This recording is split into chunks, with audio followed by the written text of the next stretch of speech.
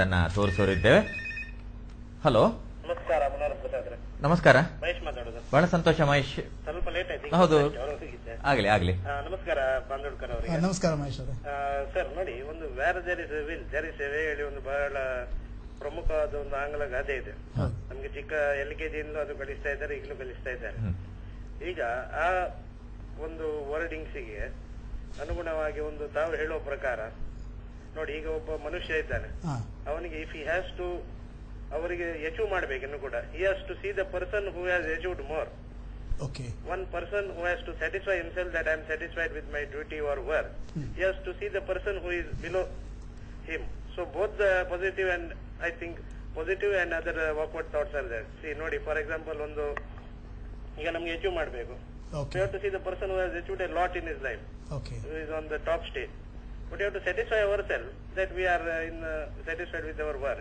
We have to see the person who is below us, or in the sense below in the sense who is not in such a position. According to you, ನಿಮ್ಮ ಪ್ರಕಾರ ಇದು ಎರಡರಲ್ಲಿ ಒಂದು, if you have make a balance according to you, how to regarding achievers and to satisfy, what is your opinion in this regard? ನಿಮ್ಮ ಅಭಿಪ್ರಾಯ ಏನು? Okay, ಇವ್ರ ಪ್ರಶ್ನೆ ಎರಡು ಪ್ರಶ್ನೆ ಇದೆ. ಒಂದು ಪ್ರಶ್ನೆ ಫಸ್ಟ್ ಕೇಳಿದ್ರು, where is a will there is a way. So ಅದಕ್ಕೆ ಮೊದಲು ಆನ್ಸರ್ ಕೊಟ್ಟು ಮನಸ್ಸಿದ್ದರೆ ಮಾರ್ಗವಿದೆ ಮಾರ್ಗ ಅಂತ.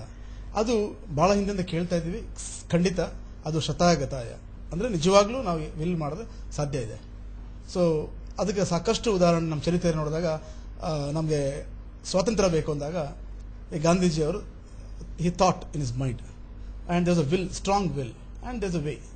ಅದಕ್ಕೆ ಸಾಕಷ್ಟು ನಾವು ಕಾಯಬೇಕಾಯಿತು, ಅದಕ್ಕೆ ಸಾಕಷ್ಟು ಕೆಲಸಗಳು ಮಾಡಬೇಕು. ಅಂದ್ರೆ first basically when there is a will there is a way, but the way will be difficult. We got to find the way. ನಾವು ಮಾಡ್ತಾ ಹೋಗಬೇಕು.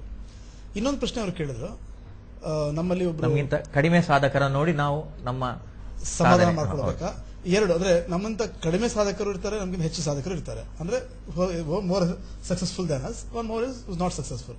ಸೊ ಅವ್ರ ಪ್ರಶ್ನೆ, whether we should satisfy looking at the less achiever R.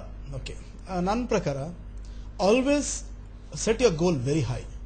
ನಿಮಗಿಂತ ಹೆಚ್ಚಿನ ಒಂದು successful ಇದ್ದಂಥ ವ್ಯಕ್ತಿನ ನಿಮ್ಮ ರೋಲ್ ಮಾಡಲಾಗಿ ಇಟ್ಕೊಳ್ಳಿ. ಅದಕ್ಕೆ ನಿಮ್ಮ ಪ್ರಯತ್ನ ಪಡಿ, ಸಂಪೂರ್ಣ. ಅಂದ್ರೆ ಪ್ರಯತ್ನ ಅಂದಾಗ, ಈಗ ನೀವು ಸಂಪೂರ್ಣ ಪ್ರಯತ್ನ ಅಂದಾಗ, when you are not able to get a result, find one more way. So end of the day, ನಮ್ಮ ದಿನ ಮುಗಿದು ಕೊನೆ ಬಂದಾಗ ನಮ್ಗೆ ಏನು ಸ್ಯಾಟಿಸ್ಫ್ಯಾಕ್ಷನ್ ಬೇಕಾದ್ರೆ, ನನ್ನ ಕೈಲಾದ ಎಲ್ಲಾ ಪ್ರಯತ್ನಗಳು ನಾನು ಮಾಡಿದ್ದೀನಿ, I have done my best shot ಅನ್ನೋ ಒಂದು ಫೀಲಿಂಗ್ ಇದ್ದಾಗ you are in right path. ಈಗ ಆ ಒಂದು ಸಂದರ್ಭದಲ್ಲಿ ನೀವೇನೋ ಒಂದು ಸಾಧನೆ ಮಾಡಕ್ಕೆ ಹೊರಟಿರ್ತೀರ. ಆ ಸಾಧನೆ ಮಾಡೋದಕ್ಕೆ ಪ್ರತಿಯೊಂದು ಹಂತದಲ್ಲಿ ಎಲ್ಲಾ ರೀತಿಯ ಪ್ರಯತ್ನಗಳು ಮಾಡಿದಿರ.